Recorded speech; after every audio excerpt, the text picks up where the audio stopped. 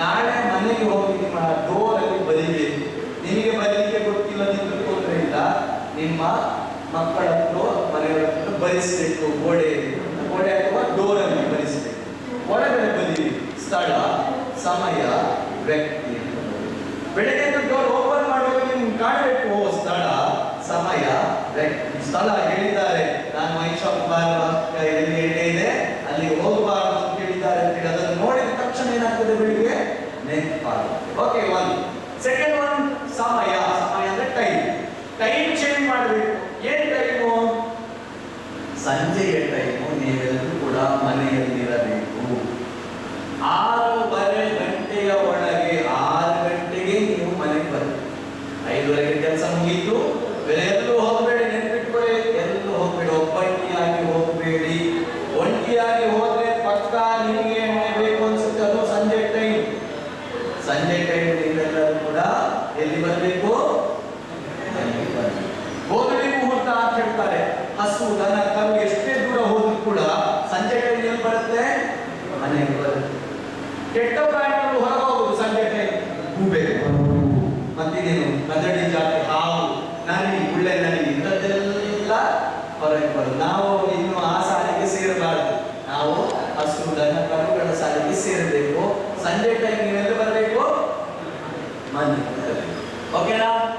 ಸ್ಥಳ ಚೇಂಜ್ ಮಾಡ್ತೀರಿ, ಸಮಯ ಚೇಂಜ್ ಮಾಡಿ. ಸಂಜೆ ಟೈಮ್ ಮನೆಗೆ ಬಂದು ಏನ್ ಮಾಡಬೇಕು ಸಿದ್ದಪ್ಪ? ದೇವರಿಗೆ ಒಂದು ದೀಪ ಹಚ್ಚಬೇಕು. ಏನ್ ಹಚ್ಚಬೇಕು? ದೀಪ. ನೀರೇ ಹಚ್ಚಬೇಕು. ಇವತ್ತು ನಾವು ಉದಯ್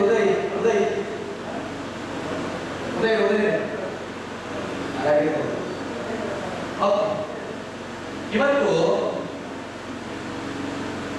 ನೀವೆಲ್ಲರೂ ಕೂಡ ನಮ್ಮಲ್ಲಿ ಹೊನ್ನಾವರ ತಾಲೂಕು ನವಜೀವನ ಸಮಿತಿ ಗ್ರೂಪ್ ಇದೆ. ಉದಯ ಸಂಜೆ ಒಳಗೆ ಎಲ್ಲ ಸೇರಿಸಬೇಕು. ಹೊನ್ನಾವರ ತಾಲೂಕು ನವಜೀವನ ಸಮಿತಿ ವಾಟ್ಸಪ್ ಗ್ರೂಪ್ ಇದೆ. ಎಷ್ಟು ಜನರಲ್ಲಿ ವಾಟ್ಸಪ್ ಇದೆ? ಎಷ್ಟು ಜನರಲ್ಲಿ? Okay, very good. ಓಕೆ, ನನ್ನಲ್ಲಿ ಇಲ್ಲದಿದ್ರು ಮನೆಯಲ್ಲಿದೆ, ಮಕ್ಕಳ ಹತ್ರ ಇದೆ. ನೋಡಿ ಎಷ್ಟು ಜನ ಇದೆ, ಎಲ್ಲರ ಹತ್ರ ಇದೆ ಅಲ್ಲ? ಮನೆಯಲ್ಲಿ ಒಂದು ವಾಟ್ಸಪ್ ನಂಬರ್ ಇದ್ದೇ ಇದೆ ಎಲ್ಲರಿಗೂ. ಅದನ್ನ ಸಂಜೆ ಒಳಗೆ ಹೊನ್ನಾವರ ನವಜೀವನ ಸಮಿತಿ ವಾಟ್ಸಪ್ ಗ್ರೂಪ್ಗೆ ಒಂದು ಜಾಯಿನ್ ಮಾಡಿ. ನಿಮ್ಮ ಶಿವರಾಜ್ ನೋಡಿದ್ರೆ ನೀವೇ ಜಾಯಿನ್ ಮಾಡಿಸಿ. ಈ ವಾಟ್ಸಪ್ ಗ್ರೂಪ್ ಅಲ್ಲಿ ನಾಳೆ ಸಂಜೆ ನೀವು ದೇವರಿಗೆ ದೀಪ ಹಚ್ಚೋ ಫೋಟೋವನ್ನು ಹಾಕಬೇಕು. ನಾನೆಲ್ಲ ನೋಡ್ತಾ ಇದ್ದೇನೆ. ದೀಪ ಹಚ್ಚಿ ಫೋಟೋ ತೆಗೆದನ್ನ ವಾಟ್ಸಪ್ ಗ್ರೂಪ್ಗೆ ಹಾಕಬೇಕು. ಯಾವಾಗ? ನಾಳೆ ಸಂಜೆ. ಇದು ನಾಳೆಯಿಂದಲೇ ಶುರುವಾಗಬೇಕು. ಶುರುವಾದರೆ ಮಾತ್ರ ನೀವು ನಮ್ಮ ಜೊತೆ ಇರ್ತೀರಿ ಅಂತ ಭಾವಿಸ್ತೇವೆ. ನೀವು ಒಂದು ವೇಳೆ ದೀಪ ಹಚ್ಚದೇ ಇದ್ರೆ ನಿಮಗೆ ನಮ್ಮ ಕಾರ್ಯಕ್ರಮ ಇಷ್ಟ ಇಲ್ಲ ಅಂತ. ಇದನ್ನ ಮಾಡ್ತಾ ಮಾಡ್ತಾ ಮಾಡ್ತಾ ಹೋದಾಗ ನಿಮಗೆ ಎಣ್ಣೆ ನೆನಪು ಬರೋದೇ ಇಲ್ಲ. ನೆನಪಿಟ್ಕೊಳ್ಳಿ, ದೇವರದೇ ಆಶೀರ್ವಾದ ಸಿಗ್ತದೆ. ಇದನ್ನ ಮಾಡಿ. ನೀವು ಎಲ್ಲಿ ಹೋದ್ರು, ಏನು ಕಾರ್ಯಕ್ರಮಕ್ಕೆ ಹೋದ್ರು, ಏನು ಮುಟ್ಟಿದ್ರು ಚಿನ್ನ ಆಗ್ತದೆ. ನೆನಪಿಟ್ಕೊಳ್ಳಿ, ನಂಬಿಕೆ ಬೇಕು ನಿಮಗೆ. ದೇವರ ದೀಪ ಹಚ್ಚುವಾಗ ಪ್ರಾರ್ಥನೆ ಮಾಡಿ. ಇವತ್ತು ಇಲ್ಲಿ ಮಂಜುನಾಥ, ಆನಂದ್ ಎಲ್ಲರೂ ಇದ್ದಾರೆ. ಒಂದು ಕಾಲದಲ್ಲಿ ಏನು ಇರಲಿಲ್ಲ ಅವರ ಹತ್ರ. ಉಳಿದ ಬಿಟ್ಟ ಬಳಿಕ ಇವತ್ತು ಅದ್ಭುತವಾದಂತಹ ಸಾಧನೆ ಮಾಡಿ. ಪಾಪ ಅವರು ಮೊನ್ನೆ ಇಂಥವ್ರು ರಾತ್ರಿ ಹಂಗೆ ಇಲ್ಲೇ ಇದ್ದಾರೆ. ರಾತ್ರಿ ಕಾಯ್ತಾ ಎಷ್ಟು ಕಷ್ಟ ಆಗಿದೆ ನಿಮ್ಗೆ ಗೊತ್ತಿದೆ, ಹೌದಲ್ಲ? ಹಾಗಾಗಿ ನೀವು ಕೂಡ ದೇವರ ಪ್ರಾರ್ಥನೆ ಮಾಡಿ. ಸಮಯ ಚೇಂಜ್ ಮಾಡಬೇಕು. 5:30 ಆಗುವ ಮಟ್ಟ ನೆನಪಾಗಬೇಕು. ಸರಿ ಹೇಳಿದ್ದಾರೆ. ಏನು? ನಾವು ಮನೆಗೆ ಹೋಗ್ಬೇಕು, ದೇವರಿಗೆ ದೀಪ ಹಚ್ಚಬೇಕು. ಇದು ಮಾಡ್ತೀರಾ? ಓಕೆ, ನೆಕ್ಸ್ಟ್ ಪರ್ಸನ್ ಅಂತ ಹೇಳಿದ್ರೆ ವ್ಯಕ್ತಿ. ವ್ಯಕ್ತಿಯನ್ನು ಚೇಂಜ್ ಮಾಡಬೇಕು. ಯಾವ ವ್ಯಕ್ತಿ? ನಿಮ್ಮ ಫ್ರೆಂಡ್ಸ್ ಇದ್ದಾರಲ್ಲ, ಎಣ್ಣೆ ಕುಡಿಯೋ ಫ್ರೆಂಡ್ಸ್, ಅವರೆಲ್ಲ ಬರಲಿಲ್ಲ ಇಲ್ಲಿ. ನಿಮ್ ಜೊತೆ ಕೆಲಸ ಮಾಡ್ತಾರೆ, ಸಂಜೆ ಒಟ್ಟಿಗೆ ಹೋಗಿ ಕುಡಿತಾ ಇರ್ತೀರಿ. ಅವನಿಗೆ ಶಿಬಿರದ ಬಗ್ಗೆ ಗೊತ್ತಿಲ್ಲ. ಅವನು ನಾಳೆ ನಿಮ್ಮ ದುಡ್ಡಲ್ಲಿ ಕೊಡೋರು ತುಂಬಾ ಜನ ಇದ್ದಾರೆ. ನೀವು 100 ರೂಪಾಯಿ ಖರ್ಚು ಮಾಡೋದು, ಇನ್ನೊಂದರಿಗೆ 500 ರೂಪಾಯಿ ಖರ್ಚು ಮಾಡೋದು. ನಿಮ್ಮ ದುಡ್ಡೆಲ್ಲ ಹಾಳಾಗ್ತಾ ಇತ್ತು. ಕರೆಕ್ಟಾ? ಅದಕ್ಕೋಸ್ಕರ ಅಂತವರ ಸಹವಾಸವನ್ನ ಬಿಡಬೇಕು. ವ್ಯಕ್ತಿಯನ್ನ ಚೇಂಜ್ ಮಾಡಿ. ನಿಮ್ಗೆ ಹೊಸ ವ್ಯಕ್ತಿ ಸಿಗೋದಿಲ್ಲ, ಹೊಸ ಫ್ರೆಂಡ್ಸ್ ಸಿಗೋದಿಲ್ಲ, ಗೊತ್ತಿದೆ. ಆದರೆ ಕೆಲಸ ಮಾಡೋಕೆ ಒಟ್ಟಿಗೆ ಕೆಲಸ ಮಾಡಿ. ಕೆಲಸ ಬಿಟ್ಟ ತಕ್ಷಣ ಅವನ ಸಹವಾಸ ಮಾಡಬೇಡಿ. ಎದ್ಕೊಂಡು ಎಸ್ಕೇಪ್ ಆಗಿ ಸೀದಾ ಬರಬೇಕು, ಮನೆಗೆ ಬರಬೇಕು. ಬರ್ತೀರಾ? ಇಲ್ಲದಿದ್ರೆ ನೀವು ಅವನ ಜೊತೆ ಸೇರಿಕೊಂಡ್ರೆ ಅವನ ಒತ್ತಾಯಕ್ಕೋಸ್ಕರ ನೀವು ಕುಡಿಯುವ ಸಾಧ್ಯತೆ ಜಾಸ್ತಿ ಇದೆ. ಅದಕ್ಕೋಸ್ಕರ ಸ್ಥಳ, ಸಮಯ ಬೇಕು. ಈ 3 ವಿಚಾರವನ್ನ ನೀವು ಚೇಂಜ್ ಮಾಡಿದ್ರೆ ನೆಕ್ಸ್ಟ್ ನಿಮಗೆ ಕುಡಿಯುವ ಚಾನ್ಸಸ್ ಬರುವುದಿಲ್ಲ. ಹಾಗಾಗಿ ಮಾಡ್ತೀರಾ? ಎಷ್ಟೆಲ್ಲ ಮಾಡ್ತೀರಿ? ಪಕ್ಕ ಮಾಡ್ತೀರಿ. ಇವತ್ತು ನಿಮಗೆ ಶಿವರಾತ್ರಿ ಗುರು ಅಂತ ಹೆಸರು, ಶಿವರಾತ್ರಿ ಬಂಧುಗಳೇ ಅಂತ ನಾವು ಹೇಳಿದ್ದೇವೆ. ಫಸ್ಟ್ ದಿವಸದಿಂದ ಹೇಳಿದ್ದೇವೆ. ನಾವು ನಿಮ್ಮನ್ನ ಬೇರೆ ಶಬ್ದದಿಂದ ಯೂಸ್ ಮಾಡಿದ್ದೇವಾ? ಇವತ್ತಿನಿಂದ ನೀವೆಲ್ಲರೂ ಕೂಡ ನವಜೀವನ ಸಮಿತಿಯ ಸದಸ್ಯರು. ನವಜೀವನ ನೋಡಿ, ಅವರೆಲ್ಲ ನವಜೀವನ ಸದಸ್ಯರು. ಆ ನವಜೀವನಕ್ಕೆ ಸೇರಿಸುವಂತ ಕಾರ್ಯಕ್ರಮ ನಾವು ಸಂಕಲ್ಪ ಮಾಡ್ತೇವೆ. ನೀವೆಲ್ಲರೂ ನವಜೀವನ. ನವಜೀವನ ಅಂದ್ರೆ ಹೊಸ ಜೀವನ. ಈ ಕಡೆ ಓದಿದ್ದು ನವಜೀವನ, ಬಿಟ್ಟು ಓದಿದ್ದು ನವಜೀವನ. ನೀವು ವಾರಕ್ಕೆ ಒಂದು ಸಾರಿ ನಿಮ್ಮ ಊರಲ್ಲಿ ಒಂದು ಸಮಿತಿ ಸಭೆ ಮಾಡ್ತಾರೆ. ಆ ಸಭೆಗೆ ನೀವು ಕಡ್ಡಾಯ ಅರ್ಧ ಗಂಟೆ ಬರಬೇಕು. ವಾರಕ್ಕೆ ಅರ್ಧ ಗಂಟೆ ಬರ್ಬೋದಾ? ನಿಮ್ಮ ಊರಲ್ಲಿ ಈಗ ನಿಮ್ಮ ಊರಲ್ಲಿ ಯಾವುದು ಕರ್ವ ಅಂತಿದ್ರೆ ಕರ್ವದಲ್ಲಿ ನೀವು ಅರ್ಧ ಗಂಟೆ ಮೀಟಿಂಗ್ಗೆ ಬರಬೇಕು. ದೇವರ ಪೂಜೆ ಮೀಟಿಂಗ್ ಅಂದ್ರೆ ಸಭೆ ಮಾಡಿದ್ದ ದೇವರಿಗೆ ದೀಪ ಹಚ್ಚಿ ಪ್ರಾರ್ಥನೆ ಮಾಡಿ ನಿತ್ಯ ನಮಗೆ ಬೆಳಕು ಕೊಡುವ ಸೂರ್ಯನೇ ನಮ್ಮ ದೇವರು ಅಂತ ಹಾಡ್ತಾ ಇದ್ರಲ್ಲ, ಆ ಎಲ್ಲ ಕಾಪಿಯನ್ನು ನಾನು ಈಗ ನಿಮಗೆ ಜೆರಾಕ್ಸ್ ಮಾಡಿ ಕೊಡ್ತೇನೆ. ಓಕೆನಾ? ಎಲ್ಲರಿಗೂ ಒಂದೊಂದು ಕಾಪಿ ಕೊಡ್ತೇನೆ. ಪ್ರಿಂಟ್ ತೆಗೆದು ಅದಕ್ಕೆ ಒಂದು 2 ರೂಪಾಯಿ ಆಗುತ್ತೆ. ಪ್ರಿಂಟ್ ಎಷ್ಟು ರೂಪಾಯಿ? 2 ರೂಪಾಯಿ ಆಗುತ್ತೆ.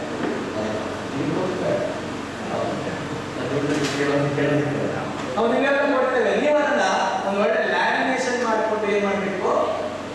ಮನೆಯಲ್ಲಿ ಕೊಟ್ಟು ಅದ್ರ ಹಿಂದುಗಡೆ ನಮ್ಮೆಲ್ಲರ ಫೋನ್ ನಂಬರ್, ಅಧ್ಯಕ್ಷರದ್ದು, ಗೌರವಾಧ್ಯಕ್ಷರದ್ದು, ಶಿಬಿರಾಧಿಕಾರಿದ್ದು, ನಮ್ದು ಎಲ್ಲರೂ ಒಂದು 15 ಜನರ ಫೋನ್ ನಂಬರ್ ಕೂಡ ಅದರ ಬ್ಯಾಕ್ ಸೈಡ್ ಹಾಕ್ತೇವೆ ನಾವು. ಅರ್ಥ ಆಯ್ತಲ್ಲ? ಯಾಕೆ ಫೋನ್ ನಂಬರ್ ಕೊಡೋದು ನಿಮಗೆ? ಏನಾದ್ರೂ ತೊಂದರೆ ಆದ್ರೆ, ಏನಾದ್ರೂ ಮನಸ್ಸಿಗೆ ಬೇಜಾರಾದ್ರೆ, ಏನೇ ಸಮಸ್ಯೆ ಬಂದ್ರೆ, ಅಥವಾ ಮನೆಯಲ್ಲಿ ಏನಾದ್ರೂ ಒಳ್ಳೆ ಕಾರ್ಯಕ್ರಮ ಇದ್ರೆ ರವಿಚಂದ್ರ ನನಗೆ ಫೋನ್ ಮಾಡಿ, ಸರ್ ನನ್ನ ಮನೆಯೊಂದು ಪೂಜೆ ಇದೆ ಸರ್ ನಾಡಿದ್ದು, ಬರ್ತೀರಾ ಸರ್? ಇಷ್ಟು ಹೇಳಿದ್ರೆ ಸಾಕು. ನೀವು ಕೇಳಿದ್ರೆ ನಮ್ಗೆ ತುಂಬಾ ಖುಷಿ ಆಗುತ್ತೆ. ಬರೋದು ಬಿಡೋದು ಬೇರೆ ಪ್ರಶ್ನೆ. ಕರೆಕ್ಟಾ? ಅದಂದ್ರೆ ನಾನು ಲತೇಶ್, ನನ್ನ ಮನೆಯಲ್ಲಿ ಸ್ವಲ್ಪ ನನ್ನ ಅಮ್ಮನಿಗೆ ಆರಾಮಿಲ್ಲ ಸರ್, ತೊಂದರೆ ಆಯಿತು, ಆಸ್ಪತ್ರೆಗೆ ಕರ್ಕೊಂಡು ಹೋಗಿದ್ದೇವೆ ಸರ್, ಏನಾದ್ರೂ ಹೆಲ್ಪ್ ಮಾಡ್ಲಿಕ್ಕೆ ಆಗ್ತದ ಅಂತ ಒಂದು ಫೋನ್ ಮಾಡಿದ್ರೆ ಪಟ್ಟ ನಾವು ಏನ್ ಮಾಡ್ತೇವೆ? ಅದಕ್ಕೆ ಬೇಕಾದ ವ್ಯವಸ್ಥೆಯನ್ನ ನಮ್ಮಿಂದಾಗುವ ಸಹಾಯವನ್ನ ಮಾಡ್ತೇವೆ. ಕಷ್ಟ ಬಂದಾಗಲೂ ಮತ್ತು ಖುಷಿ ಇದ್ದಾಗೂ, ಸಂತೋಷ ಇದ್ದಾಗೂ ನಮ್ಮ ಜೊತೆ ನಿಮ್ಮ ಸಂಪರ್ಕ ಇರಲಿಕ್ಕೆ ದೃಷ್ಟಿಯಿಂದ ಏನ್ ಕೊಡ್ತೇವೆ? ನಮಗೆ ಫೋನ್ ನಂಬರ್ ಕೊಡ್ತೇವೆ. 16-15 ಜನರು ನಂಬರ್ ಕೊಡ್ತೇವೆ. ನನಗೆ ಒಬ್ಬರಿಗಾದ್ರೂ ಸಿಗ್ತದೆ. ಕರೆಕ್ಟಾ? ಹೌದಲ್ಲ? ಓಕೆ. ಯೋಚಿಸು ಯೋಚಿಸು ಯೋಚಿಸು, 1000 ಸಲ ಯೋಚನೆ ಮಾಡು. ಕುಡಿಯೋ ಮೊದಲು ಒಂದು ಫೋನ್ ಮಾಡಿ. ಯಾವಾಗ ಫೋನ್ ಮಾಡಬೇಕು? ಕುಡಿಯೋ ಮೊದಲು ಫೋನ್ ಮಾಡಬೇಕು. ಕುಡ್ದ ನಂತರ ಕುಡಿಯುವ ಮೊದಲು ಫೋನ್ ಮಾಡಿ. ಎಷ್ಟು ಟೆನ್ಷನ್ ಆಗಲಿ, ಏನೇ ಪರಿಸ್ಥಿತಿ ಬರಲಿ, ನೀವು ನಮ್ಗೆ ಫೋನ್ ಮಾಡಬೇಕು. ಕುಡಿಯುವ ಮೊದಲು. ಆಗ ನಮ್ಮ ಪರಿಹಾರ ಇರ್ತದೆ. ಇನ್ನೊಂದ್ಸಾರಿ ಹೇಳ್ತಾ ಇದ್ದೇನೆ, ಯೋಚಿಸಿ ಯೋಚಿಸಿ ಯೋಚಿಸಿ, 1000 ಸಲ ಯೋಚನೆ ಮಾಡಿ ಕುಡಿಯುವ ಮೊದಲು ಫೋನ್ ಮಾಡಿ. ಕುಡಿಯುವ ಪರಿಸ್ಥಿತಿ ಬರ್ತದೆ ಅಂತ ಹೇಳ್ತಾನೆ. ಅಷ್ಟು ಸುಲಭ ಇಲ್ಲ ಅಂತ ನಾನು ಹೇಳೋದು. ನಾನು 108ನೇ ಶಿಬಿರ ಆಗುವಾಗ ಈ ಸಂಸ್ಥೆಗೆ ಜಾಯಿನ್ ಆಗಿದ್ದೆ. ಎಷ್ಟನೇ ಶಿಬಿರ ಆಗುವಾಗ? 108. ಈಗ 2052. ನಾನು ನಿಮ್ಮಂತ 1000 ಜನಕ್ಕೆ ನೋಡಿದೆ. ಯಾರಿಗೆ ಕುಡಿಯುವ ಪರಿಸ್ಥಿತಿ ಬಂದಿದೆ, ಯಾರಿಗೆ ಬರಲಿಲ್ಲ, ಎಷ್ಟು ಜನ ಬಿಟ್ಟಿದ್ದಾರೆ, ಎಷ್ಟು ಜನ ಕುಡಿದಿದ್ದಾರೆ, ಯಾರ್ಯಾರಿಗೆ ಏನು ಸಮಸ್ಯೆ ಬರ್ತದೆ ಎಲ್ಲ ಅನುಭವದ. ವಯಸ್ಸು ಚಿಕ್ಕದಿರ್ಬೋದು ನಂದು, ಆದ್ರೆ ಆ ಅನುಭವದ ಮಾತುಗಳನ್ನು ಹೇಳ್ತಾ ಇದ್ದೀನಿ. ಕುಡಿಯೋದೇ ಇಲ್ಲ ಅಂತ ನೀವು ಹೇಳ್ಬೋದು, ನಾನು ನಂಬೋದು. ಕುಡಿಯೋದೇ ಹೇಳಿದ್ರೆ ನಾನು ಹೇಳಿದ್ದು ಮಾಡಬೇಕು. ವಾರಕ್ಕೊಂದ್ಸರಿ ಫೋನ್ ಮಾಡಿ ಸುಮ್ಮನೆ, ಆಗ ನಮ್ಮ ನೆನಪಾಗುತ್ತೆ. ಎಣ್ಣೆ ನೆನಪು ಬರೋದಿಲ್ಲ. ಅದು ನಮ್ಮನ್ನು ಮತ್ತೆ ಬಿಟ್ರೆ ನಿಮ್ಮ ಹಳೆ ಫ್ರೆಂಡ್ಸ್ ಸಹವಾಸವನ್ನೇ ಮಾಡಿದ್ರೆ ಕುಡಿಯೋ ಪರಿಸ್ಥಿತಿ ಬಂದಿದೆ. ಮೊನ್ನೆ ಒಬ್ರು ಹೇಳ್ತಾ ಇದ್ರು, ನಾನು ವಂಶಕ್ಕೆ ಹೋಗಿ ಕುಡಿಯೋದಿಲ್ಲ, ನನ್ನ ಫ್ರೆಂಡ್ಸ್ ಜೊತೆ ನಾನು ಹೋಗ್ತೇನೆ, ನಾನು ಅಲ್ಲಿ ಕೂಡ್ತೇನೆ, ಕೂತ್ಕೊಂಡು ನಾನು ಸೋಡಾ ಕುಡಿತೇನೆ. ಹೇಳ್ತಾ ಇದ್ರು ನೋಡಪ್ಪ, ಈ ತರ ಹೇಳಬೇಡ. ಹೇಳಿದ್ದಾರೆ, ದೀಪದ ಹತ್ತಿರ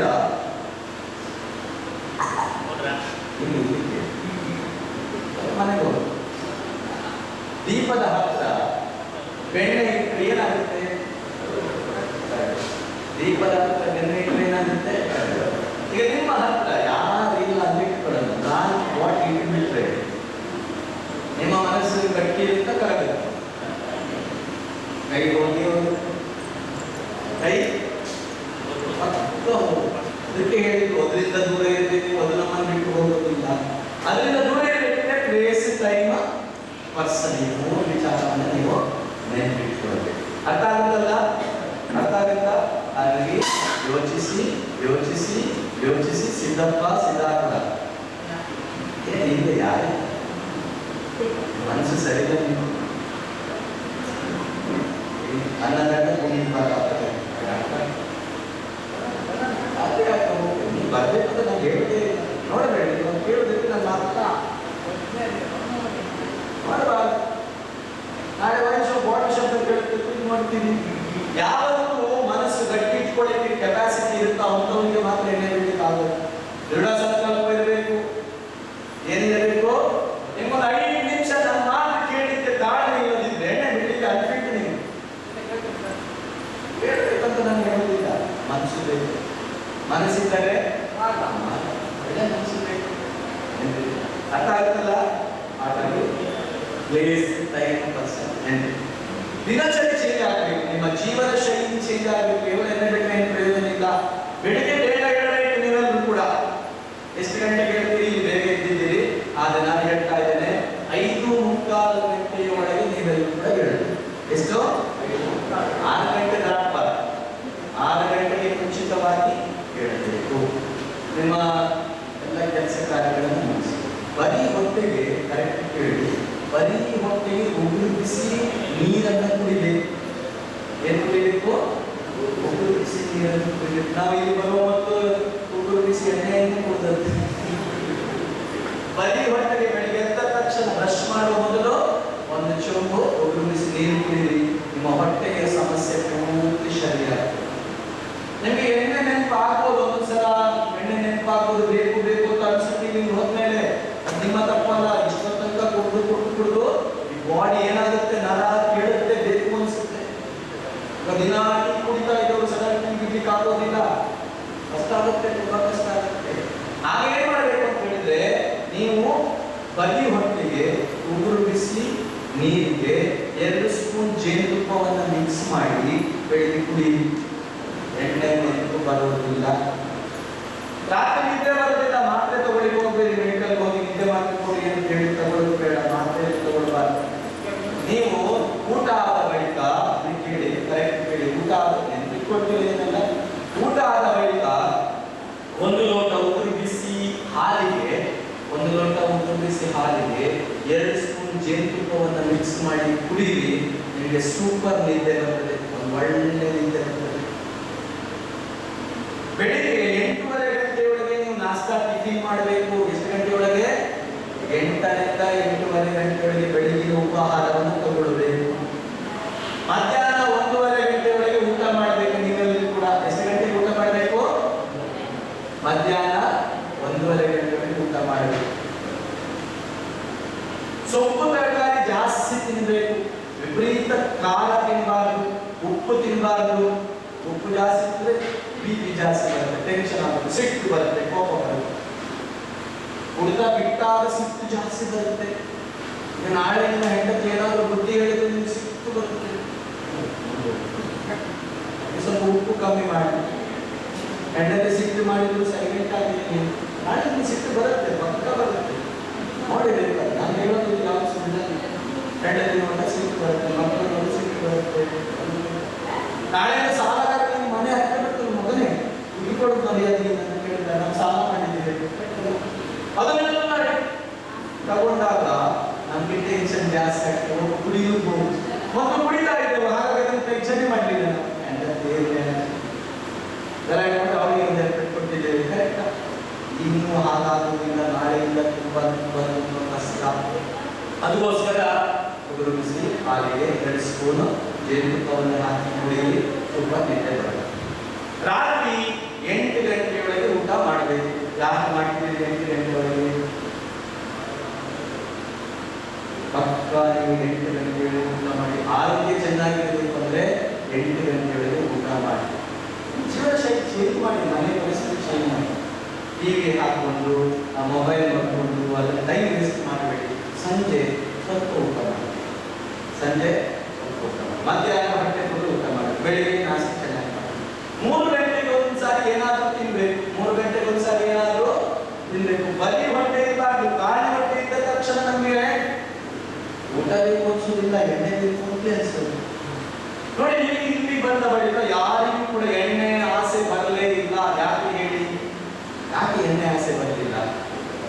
ಟೈಮ್ ಟು ಟೈಮ್ ಊಟ ಪಕ್ಕ ನಾವು ಕೊಟ್ಟಿದ್ದೀವಿ. ಕಮ್ಮಿ ಮಾಡಲಿಲ್ಲ. ಹೊಟ್ಟೆ ಫುಲ್ ಇದ್ದಾಗ ಎಣ್ಣೆ ಆಸೆ ಬರೋದೇ ಇಲ್ಲ. ಅದಕ್ಕೋಸ್ಕರ ನೀವು ಏನ್ ಮಾಡಬೇಕು? ಹೊಟ್ಟೆ ಫುಲ್ ತಿನ್ಬೇಕು. ಏನಾದ್ರೂ 3 ಗಂಟೆಗೆ ಒಂದ್ಸರಿ ತಿನ್ಬೇಕು ಅಂತ ಹೇಳಿ ಗುಟ್ಕ ಮತ್ತು ಮಾರೋದೇ ತಿನ್ನುವುದಲ್ಲ. ಬಾಳೆಹಣ್ಣು ತಿನ್ನಿ, ಫ್ರೂಟ್ಸ್ ತಿನ್ನಿ, ಜ್ಯೂಸ್ ಕುಡಿಯಿರಿ, ಕರೆಕ್ಟಾ? ಒಳ್ಳೆ ಆಹಾರಗಳನ್ನ ಕೊಡಿ. ಖಾರ, ಈ ಗೋಬಿ ಮಂಚೂರಿ ಮತ್ತೆ ಫಾಸ್ಟ್ ಫುಡ್ ಇಂಥದ್ದೆಲ್ಲ ತಿನ್ನಲಿಕ್ಕೆ ಹೋಗಬೇಡಿ. ನಾಳೆ ದಿವಸ ಕುಡಿದು ಈಗಾಗಲೇ ನಮ್ಮ ಲಿವರ್ ಸ್ವಲ್ಪ ಡ್ಯಾಮೇಜ್ ಆಗಿರ್ಬೋದು, ಬೇರೆ ಬೇರೆ ಸಮಸ್ಯೆಗಳು ಬರ್ಬೋದು. ನಾವು ಯಾರು ಸ್ಕ್ಯಾನಿಂಗ್ ಮಾಡಲಿಲ್ಲ, ಮೆಡಿಕಲ್ ಚೆಕಪ್ ಮಾಡಲಿಲ್ಲ, ಎಲ್ಲವನ್ನು ಯಾರು ಮಾಡ್ತಾರೆ? ಮಂಜುನಾಥ ಸ್ವಾಮಿ ಮಾಡ್ತಾರೆ. ನೀವು ಎಣ್ಣೆ ಬಿಟ್ಟರೆ ಇದೆಲ್ಲ ಕಾಯಿಲೆಗಳು 1 ವರ್ಷದಲ್ಲಿ ಪೂರ್ತಿ ಶಮನ ಆಗುತ್ತೆ. ನಮಗಿದ್ರೆ ಮಾತ್ರ ಯಾವ ಚೆಕಪ್ ಬೇಡ. ಲಿವರ್ ಡ್ಯಾಮೇಜ್ ಆಗಿತ್ತು ತೊಂದರೆ ಇಲ್ಲ, ಎಣ್ಣೆ ಬಿಡಿ, ಒಳ್ಳೆಯ ಆಹಾರ ತಗೊಳ್ಳಿ, ಖಾರ ಕಮ್ಮಿ ಮಾಡಿ, ಉಪ್ಪು ಕಮ್ಮಿ ಮಾಡಿ, ಹುಳಿ ಕಮ್ಮಿ ಮಾಡಿ, ಸಾತ್ವಿಕ ಆಹಾರವನ್ನು ತಗೊಳ್ಳಿ, ಸೊಪ್ಪು ತರಕಾರಿ ಜಾಸ್ತಿ ತಿನ್ನಿ, ರಾಗಿ ಮುದ್ದೆ ತಿನ್ನಿ, ರಾಗಿ ಅಂಬಲಿ ಕುಡೀರಿ, ನಿಮ್ಮ ಆರೋಗ್ಯ ಸೂಪರ್ ಆಗಿದೆ. ರಾತ್ರಿ ಬೇಗ ಬೇಗ ಊಟ ಮಾಡಬೇಕು, ಬೇಗ ಮಾಡಬೇಕು. ನೀವು 8 ತಾಸು ನಿದ್ದೆ ಮಾಡಬೇಕು. ನಿಮ್ಮ ಆರೋಗ್ಯ ಚೆನ್ನಾಗಿರಬೇಕಿದ್ರೆ, ನೀವು ನಾರ್ಮಲ್ ಆಗಬೇಕಿದ್ರೆ ನಿಮಗೆ 8 ಗಂಟೆಯ ನಿದ್ದೆ ಅವಶ್ಯಕತೆ ಇದೆ. ಇವತ್ತಿನಿಂದ ಎಷ್ಟು ಗಂಟೆ ನಿದ್ದೆ ಮಾಡಬೇಕು? ನಿದ್ದೆ ಕರೆಕ್ಟ್ ಮಾಡಿದ್ರೆ ನಿಮಗೆ ತಲೆನೋವು ಬರೋದಿಲ್ಲ, ಟೆನ್ಷನ್ ಆಗೋದಿಲ್ಲ, ಯಾವುದಾಗೋದಿಲ್ಲ. ಅದಕ್ಕೋಸ್ಕರ 5:15ಕ್ಕೆ ಏಳಬೇಕಿದ್ರೆ, 5:45ಕ್ಕೆ ಏಳಬೇಕಿದ್ರೆ, 8 ಗಂಟೆ ನಿದ್ದೆ ಮಾಡಬೇಕಿದ್ರೆ ನೀವು ಎಷ್ಟು ಗಂಟೆಗೆ ರಾತ್ರಿ ಮಲಗಬೇಕು? 9:30 ಒಳಗೆ, 10 ಗಂಟೆಯ ಒಳಗೆ ನೀವು ಬೆಡ್ಡಲ್ಲಿ ಮಲಗಿರಬೇಕು. ಇದನ್ನ ಮಾಡಿದ್ರೆ ಈ ಜೀವನ ಶೈಲಿ ಚೇಂಜ್ ಮಾಡಿದ್ರೆ ಮಾತ್ರ ನಿಮ್ಮ ಲೈಫ್ ಚೇಂಜ್ ಆಗುತ್ತೆ. ಹಳೆ ಗಂಟೆ 11 ಗಂಟೆ ತನಕ ನಿದ್ದೆ ಮಾಡಿದ್ರೆ ಟಿವಿ ನೋಡೋದು, ಮೊಬೈಲ್ ನೋಡೋದು, ಊಟ ಮಾಡಲಿಕ್ಕಿಲ್ಲ, ಬೆಳಿಗ್ಗೆ ಲೇಟ್ ಏಳೋದು 9 ಗಂಟೆಗೆ, ಬೆಳಿಗ್ಗೆ ಬೇಗ ಎದ್ದ ತಕ್ಷಣ ಫ್ರೆಶ್ ಆಗಿರುತ್ತೆ. ಎಷ್ಟು ಜನ ಬೆಳಿಗ್ಗೆ ಬೇಗ ಏಳುವ ಅಭ್ಯಾಸ ಇದೆ? ಅಲ್ಲ, ಈಗಲ್ಲ, ರಾತ್ರಿ ಎಷ್ಟು ಗಂಟೆಗೆ ಮಲಗ್ತೀವಿ?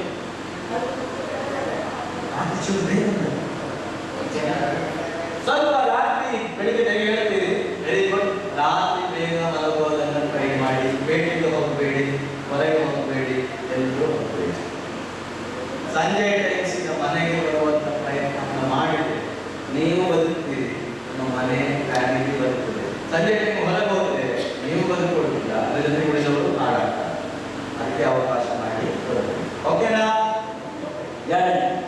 ಯೋಚಿಸಿ ಯೋಚಿಸಿ ಯೋಚಿಸಿ 1000 ಸಲ ಯೋಚನೆ ಮಾಡಿ. ಕುಡಿಯೋ ಮುಂದೊಂದು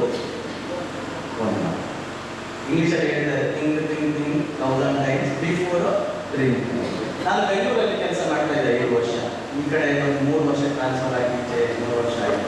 ಅಲ್ಲಿ ಕೂಡ ಒಂದು ಶಿಬಿರದಲ್ಲಿ ಇಟ್ಟೂರು ಅಂತ ಒಂದು ಊರು, ಅಲ್ಲಿ ನಾನು ಮಾತಾಡ್ತಾ ಹೇಳಿದೆ, ಯೋಚಿಸಿ ಯೋಚಿಸಿ ಯೋಚಿಸಿ 1000 ಸಲ ಯೋಚನೆ ಮಾಡಿ ಮತ್ತೆ ನಮಗೆ ಕುಡಿಯುವ ಒಂದು ಫೋನ್ ಮಾಡಿ. ಆ ಶಿಬಿರ ಮುಗಿದ 6 ತಿಂಗಳಾದ ನಂತರ ಒಂದು ಫೋನ್ ಬಂತು. ಸರ್ ನಮಸ್ತೆ, ನಾನು ಎಲ್ಲ ಪರಿಚಯ ಕಿತ್ತೂರು ಶಿಬಿರ ಸೇರಿ ಇಷ್ಟು ನನ್ನ ಚೆನ್ನಾಗಿದ್ದೇನೆ ಸರ್, ಹಾಗೆ ಹೀಗೆ ಅಂತ ಹೇಳಿದ. ಸರ್ ನಾನು ಫೋನ್ ಮಾಡಿದೆ, ಯಾಕೆ ಗೊತ್ತಾ? ಯಾಕಪ್ಪ? ನಾನು ಇವತ್ತು ಕುಡಿತೇನೆ ಸರ್.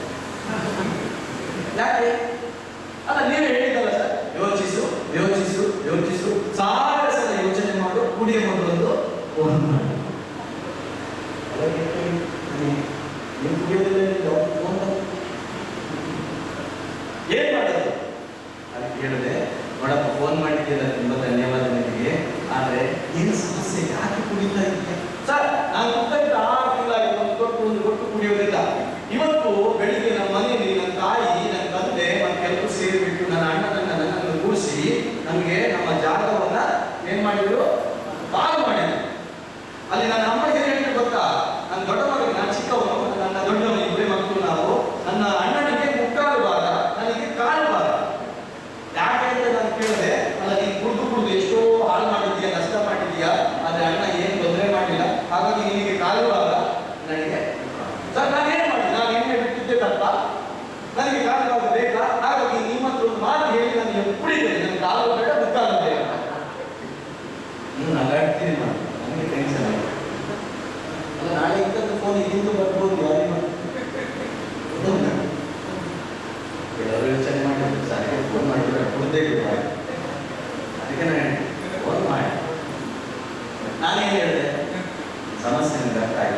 ಆದರೆ ನನಗೆ ಈಗ ಏನು ಮಾಡಲಿಕ್ಕೆ ಆಗೋದಿಲ್ಲ.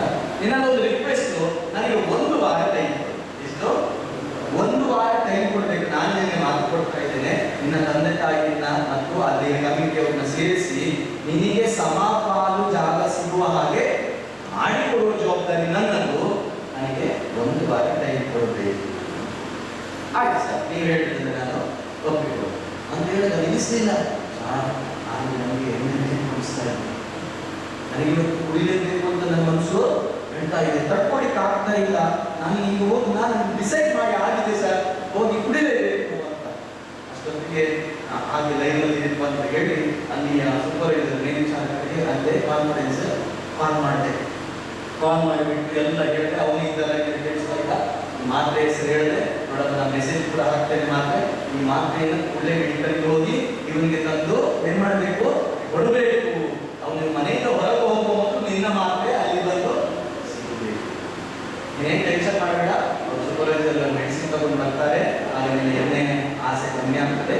ಮತ್ತೆ ನಾಳೆ ಅವ್ರು ಬರ್ತಾರೆ ಮನೆಗೆ, ಮತ್ತು 1 ವಾರದೊಳಗೆ ನಿನ್ನ ಸಮಸ್ಯೆಯನ್ನು ನಾವು ಸರಿ ಮಾಡಿಸ್ತೇವೆ. ಇವರು ಮೇಲ್ವಿಚಾರಕ ಹಾಗೆ ಮೆಡಿಕಲ್ಗೆ ಹೋಗಿ ಆ ಮಾತ್ರೆಯನ್ನು ತಗೊಂಡು ತಂದು ಕೊಟ್ಟರು. ಇವರು 4 ದಿವಸ ಮಾಡ ಸರ್ ಕೊಟ್ಟ ಮಾತ್ರೆ ತಗೊಂಡ ಬಳಿಕ ನನಗೆ ಚಂದ ನಿದ್ದೆ ಬಂತು, ಎಣ್ಣೆ ಬರಲಿಲ್ಲ. ಇವತ್ತು ನಾನು ಸರಿ ಇದ್ದೇನೆ ಸರ್, ಒಳ್ಳೆ ಟೆನ್ಷನ್ ಮಾಡಬೇಕು ಅಂತ ಕುಡಿತಾ ಇದ್ದೇನೆ, ನನ್ನ ಭಾಳ ಆಗ್ತಾ ಇತ್ತು ಸರ್. ಯಾವಾಗ ಬರ್ತೀರಿ ನಮ್ಮ ಮನೆಯವರಿಗೆ ಅಂತ ಹೇಳ್ತೇನೆ.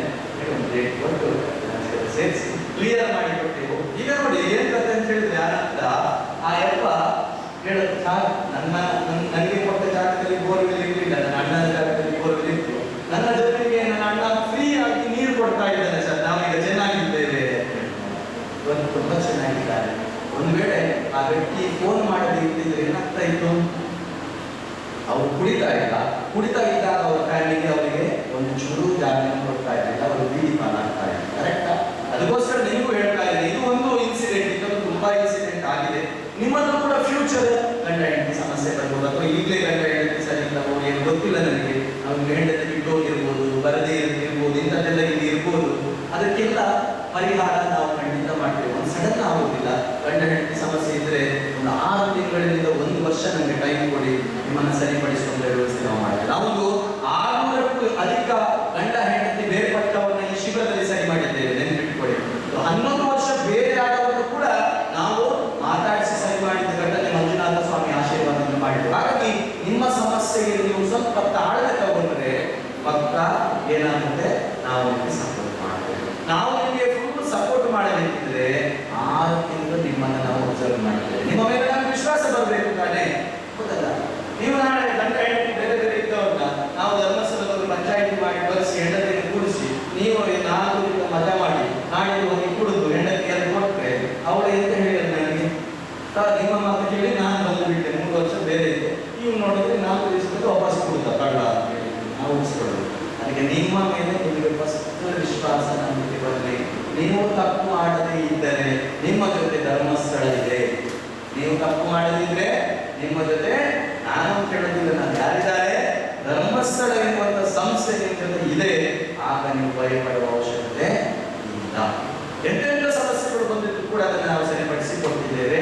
ನೀವು ಸರಿ, ನಿಮ್ಮ ಹೆಂಡತಿಗಳಲ್ಲಿ ವಿಶ್ವಾಸವೇ ಬೇಡ, ನಂಬಿಕೆಯೇ ಬೇಡ. ಅವಳಿಗೂ ನಿಮ್ಮ ಮೇಲೆ ನಂಬಿಕೆ ಇಲ್ಲದೇ ಇರ್ಬೋದು, ನಿಮ್ಮನ್ನು ನಂಬದೇ ಇರ್ಬೋದು, ನಿಮ್ಮ ತಾಯಿ ನಂಬದೇ ಇರ್ಬೋದು, ನಿಮ್ಮ ಊರಿನವರು ನಂಬದಿರ್ಬೋದು. ಅದು ಅಗತ್ಯನೇ ಇಲ್ಲ ನಮಗೆ. ನೀವು ನಿಮಗೋಸ್ಕರ ಏನ್ ಮಾಡಬೇಕು? ಜೀವನ ಮಾಡಿ. ನಾನು ಸರಿ, ಯಾರನ್ನು ಹೊಗಳೋದು ಬೇಡ, ತೆಗೊಳ್ಳೋದು ಬೇಡ, ಒಳ್ಳೆಯ ಜೀವನವನ್ನು ನಡೆಸಬೇಕು.